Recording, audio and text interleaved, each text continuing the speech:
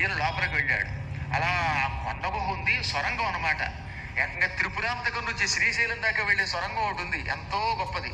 ఆ సొరంగాన్ని బాగు చేయించంటారా, మీకు పుణ్యం ఉంటుంది. మీరు అందరూ కలిసి తలుచుకుంటే మన పూర్వజన్మ సుకృతం వల్ల ఏర్పడిన సొరంగం చాలా గొప్పదండి అది. ఆ సొరంగాన్ని దర్శనం చేసుకుని అందులో ప్రయాణం చేస్తే మాత్రం గ్యారంటీగా కాశీలో మరణించే యోగం వస్తుంది. అది కాశీఖండం చెబుతున్నది. కాబట్టి త్రిపురాంతకంలో ఆ గుహని కొన్ని లక్షల మంది మనం జనం తలుచుకుంటే చేయగలం. లక్షలాది మంది మీరు తలుచుకుని ఉత్తరాలు రాస్తే ఎంతసేపు గౌతమ బుద్ధుడు ఒకడే అనుకుంటారు. ఈ గౌతమ బుద్ధుడు కదా, అసలు బుద్ధుడిని వదిలిపెట్టేశారు, మన శివుణ్ణి వదిలిపెట్టారు, విష్ణువుని విడిచిపెట్టారు. బుద్ధుడిని గౌరవించండి, కాదంటల్లా, నేను గౌరవిస్తాను.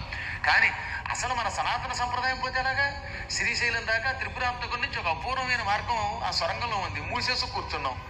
అలాగే మనకి శ్రీకాకుళం దగ్గర అక్కడ అలాగే అత్యద్భుతమైన ఆలయం ఉంది అరసవెల్లి దగ్గర. అక్కడ నుంచి ఎక్కడికో కాశీకి సొరంగం ఉన్నది. వీటిని పట్టించుకోం మనం. ఈ లోపేమో పాకిస్తాన్ నుంచేమో లోపలికి సొరంగం తవ్వి లోపలికి వస్తారు, వాళ్ళని మాత్రమేమో రాణిస్తున్నాం. మన దేవాలయాలకున్న మార్గాన్ని పట్టించుకోం. ఎలాగండి ఇలా అయితే? మన ఆర్ష సంప్రదాయాన్ని మనందరం కలిసి ఏదో రకంగా చేయాలి. నా ఒక్కడి వల్ల అవ్వదు, కానీ మీరందరూ తలుచుకుంటే ఏదైనా చేయగలరు. మనం చీమల్ లాంటి వాళ్ళం, తలుచుకుంటే ఇంత బెల్లం ముక్కను మోసుకెళ్ళి హిమాలయ పర్వతాల్లో పెట్టగలం. కాబట్టి మీరందరూ కూడా మనస్ఫూర్తిగా రేపటి నుంచి ఉత్తరాలు రాయండి. మా గురువు గారు చెప్పారు అని కింద పద్మాకర్ గారి ఆజ్ఞ ప్రకారం అని రాయండి, పర్వాలేదు. ఏమన్నా అనుకుంటే నన్ను అనుకుంటారు, మీకు వచ్చి నష్టం లేదు. ఆ సొరంగ మార్గం మాత్రం నేను బతుకుంటుగా తెరిపించండి. ఆ కోరిక మాత్రం నాకు చాలా కారణం చెడిపోయింది. ఎప్పటికప్పుడు ఈశ్వరుడు కళ్ళలో కనబడుతున్నాడు, కళలో కనబడతాడు, దాన్ని తెరిపించుంటున్నాడు. ఆయన ఆజ్ఞ ఇప్పుడు మళ్ళీ ఇంకోసారి మీకు చెబుతున్నాను. కనీసం గుంటూరు వాళ్ళన్నా ఈ పని చేస్తే ఆజన్మాంతం మీకు రుణపడి ఉంటాను.